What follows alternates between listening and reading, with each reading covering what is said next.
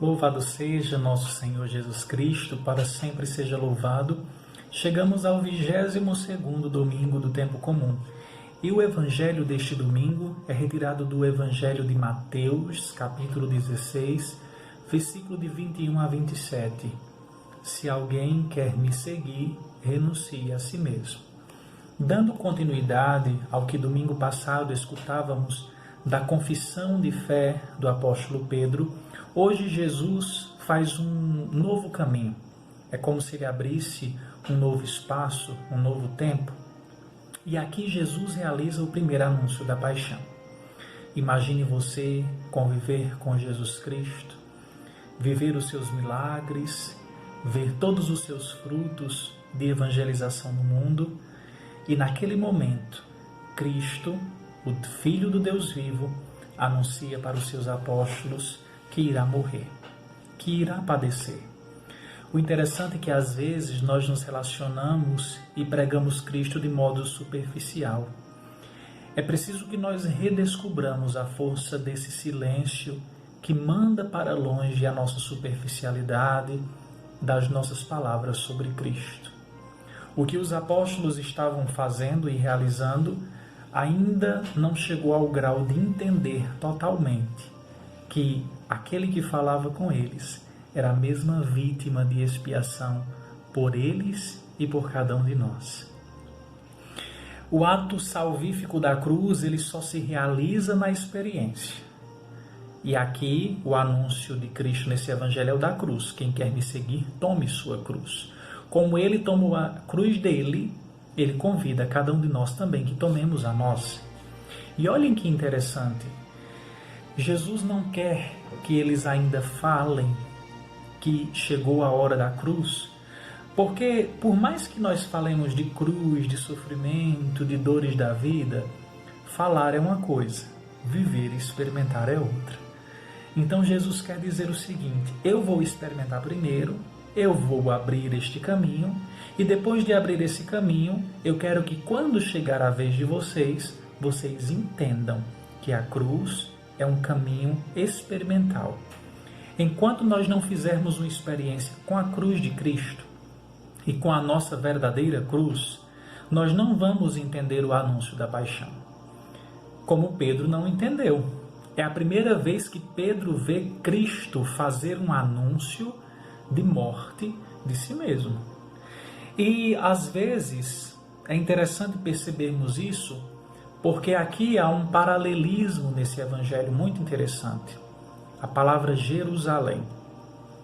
Na Jerusalém da terra, Cristo padece e sofre para abrir as portas da Jerusalém eterna. Enquanto estivermos nessa Jerusalém da terra, é preciso entendermos esse peregrinar que é pautado, misturado com a cruz do dia a dia. E nesta cruz, do dia a dia, nós entramos na vida e no mistério de Deus.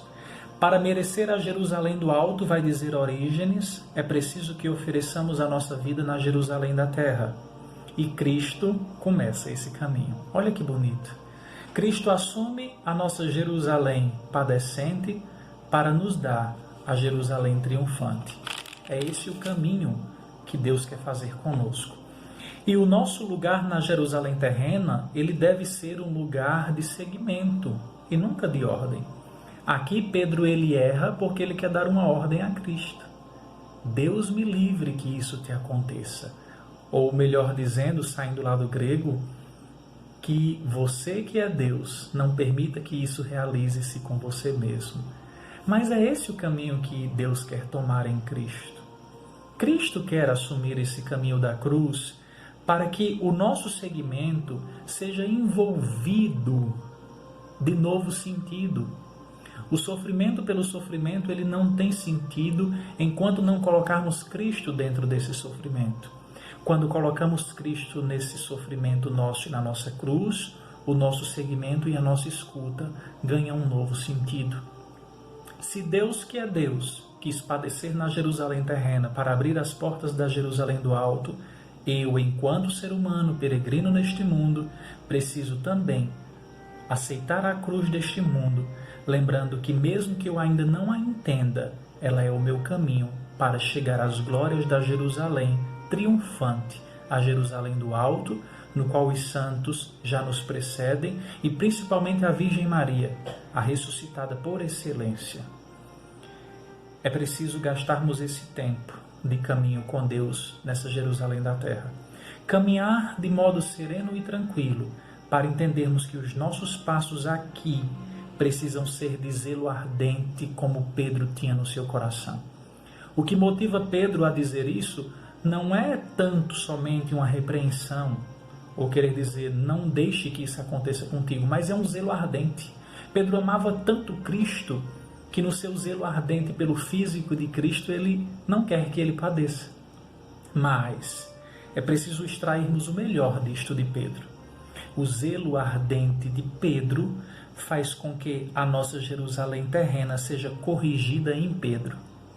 O que Jesus faz com Pedro é uma correção para nós. É como se Jesus estivesse dizendo: filho, filha, enquanto estiveres neste mundo, aceito peregrinar da cruz, mas eu vou te corrigindo.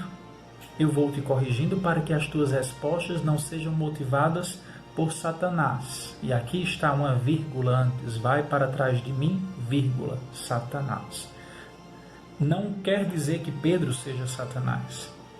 Pedro apenas não quer que Cristo padeça. Mas se Deus quer seguir a via do padecimento, ninguém pode contrariar o desejo de Deus. O teólogo Moltmann dizia que enquanto existir um homem sofrendo no mundo, Deus continua sofrendo no seio da Trindade. A Trindade também sente esse mesmo sofrimento humano. E muitas vezes a nossa ignorância, ela precisa ser repreendida no amor, precisa ser corrigida enquanto ainda é tempo, para que a nossa dignidade seja reerguida pelo discernimento. E aqui é o convite de Jesus para Pedro, discernimento, para que na medida em que nós possamos discernir que o amor tem esta via de cruz, possamos redescobrir que a Jerusalém do alto é aberta pelo amor esponsal de Cristo, o mesmo que padece na cruz, o mesmo que nos corrige na cruz do nosso cotidiano. O erro de Pedro é apenas o excesso de amor. Será se nós temos esse excesso de amor? Será se nós redescobrimos que a nossa vida precisa primeiramente dar voz a Cristo, anunciar Cristo na sua paixão? Mas muitas vezes anunciamos os impulsos das nossas paixões. Quantas vezes não é a paixão de Cristo que triunfa na nossa carne, mas as nossas paixões? Ainda não era hora de Pedro conduzir a igreja de Cristo. Domingo passado nós vimos que Cristo diz que Pedro é essa pedra que está sobre ele, que é pedra. Mas ainda não é hora dele conduzir a igreja de Cristo. É preciso aprender que a mesma igreja confiada a Pedro é esta igreja que, padecendo neste mundo, na pessoa do ser humano, vai aprendendo também com Cristo. E aprender com Cristo significa dizer que Cristo é o essencial. Pedro não queria que Deus padecesse. Por isso, ele se assusta. Enquanto continuarmos nos assustando com os padecimentos, não vamos redescobrir a força triunfante do Evangelho da Ressurreição.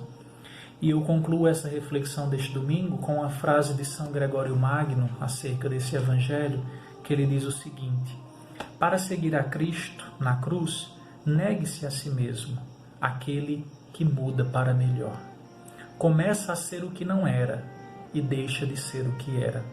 Fiquemos com isto. Mudar para melhor, começar a ser o que eu não era e deixar de ser o que eu era. A cruz, ela tem essa capacidade transformadora dentro de nós. E na medida que a cruz nos transforma, a ressurreição se avizinha da nossa carne. Que Deus nos ajude neste domingo a fazermos uma verdadeira experiência com o Cristo crucificado e ressuscitado. A você, meu irmão, minha irmã, que nos acompanhou nesta meditação do Evangelho, muita paz e alegria da parte de Deus, o nosso Pai.